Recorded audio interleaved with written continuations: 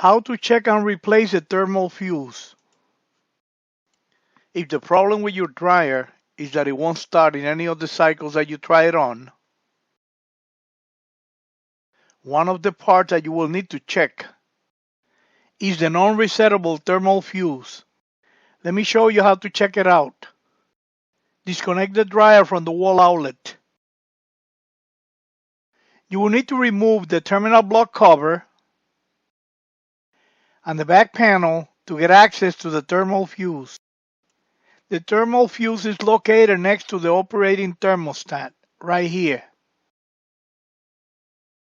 Let me show you how to tell if the thermal fuse is bad without using a multimeter. You will need to make a jumper wire with 2 insulated alligator clips like this one. To make one, get a piece of wire, strip the 2 ends, and attach 2 insulated alligator clips like this. To check the thermal fuse, you need to do the following.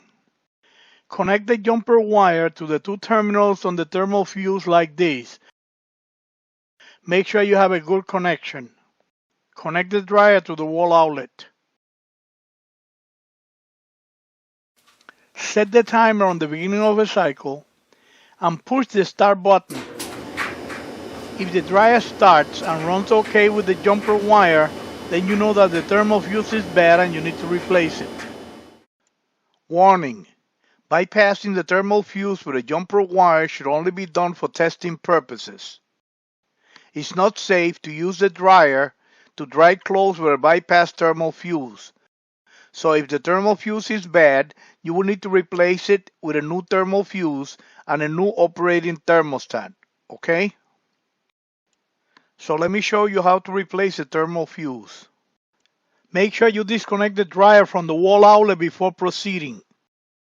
The manufacturer recommends that when the blower housing thermal fuse is blown, you need to replace the thermal fuse and the operating thermostat or thermistor. To replace the bad thermal fuse, remove the jumper wire, remove the 2 blue wires, remove the holding screw, and remove the bad thermal fuse. Set the new thermal fuse in place, secure it with the holding screw, and install the 2 blue wires. To replace the operating thermostat, remove the 2 purple wires,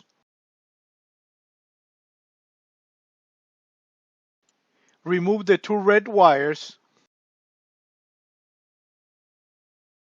remove the holding screw,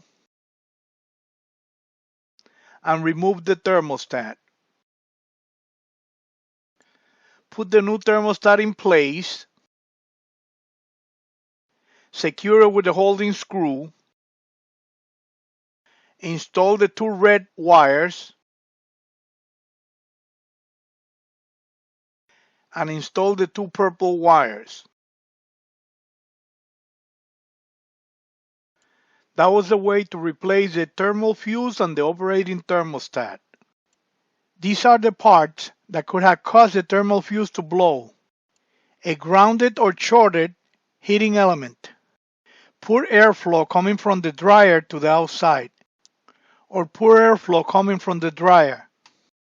Let me show you how to check for a grounded or shorted heating element. Make sure that the dryer is disconnected from the wall outlet before proceeding. Set your multimeter to read higher than 2000 ohms and turn it on. Take a reading between this terminal on the heating element and the metal case of the heating element. The reading should be infinity. Take another reading between this terminal and the metal case of the heating element. The reading should be infinity. If you get any other reading besides infinity, the heating element is grounded and you will need to replace it. Now let's check the airflow from the dryer to the outside. Tape a piece of paper on the exhaust hood to check the airflow. Set the timer on the cool down cycle so the dryer will run with no heat. And push the start button to turn the dryer on. The airflow should be strong like this. If the airflow is weak, you need to look for an obstruction between here and behind the dryer. To check the airflow exhausting from the dryer, tape a piece of paper on the exhaust behind the dryer and turn the dryer on.